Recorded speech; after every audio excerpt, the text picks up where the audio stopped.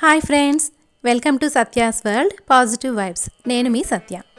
శ్రీకృష్ణుడికి అటుకులంటే ఎందుకు అంత ఇష్టమో ఈ అటుకుల పాయసం ఒక్కసారి రుచి చూసిన తర్వాత మీకే అర్థమైపోతుందండి. మరి ఇంకెందుకు ఆలస్యం, అంత కమ్మటి అటుకుల పాయసం ఎలా చేయాలో చూద్దామా? ముందుగా ఒక ప్యాన్లో 3 స్పూన్ల నెయ్యి వేసుకొని అందులో జీడిపప్పు, ద్రాక్ష వేసుకొని బాగా వేయించి పక్కన పెట్టుకోండి.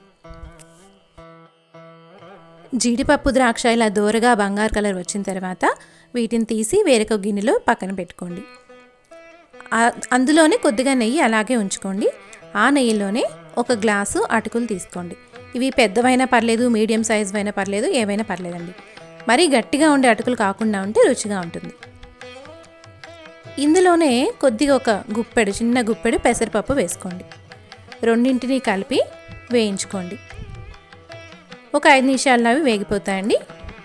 సో పెసరపప్పు, అటుకులు కొద్దిగా రెడ్డిష్గా వచ్చేట్టుగా ఇలా కొంచెం దోరగా వచ్చేంత వరకు వేయించుకోండి.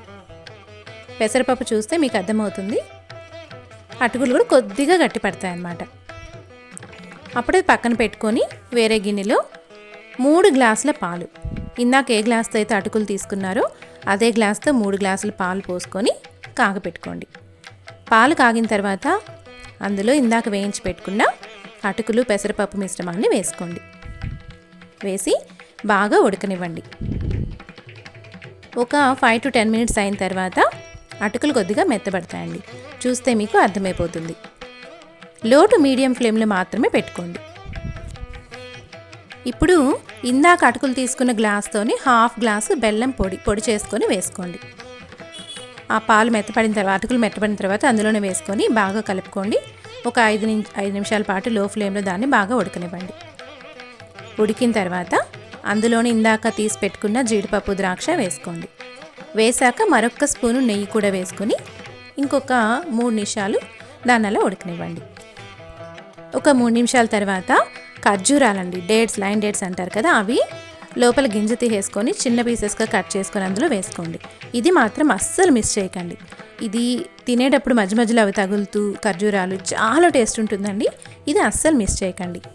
ఈ ఖర్జూరం ముక్కల్ని స్టవ్ ఆఫ్ చేసి పాయసం కింద దించుకున్న తర్వాత అయినా వేసుకోవచ్చు, ప్రాబ్లం ఏమీ లేదు.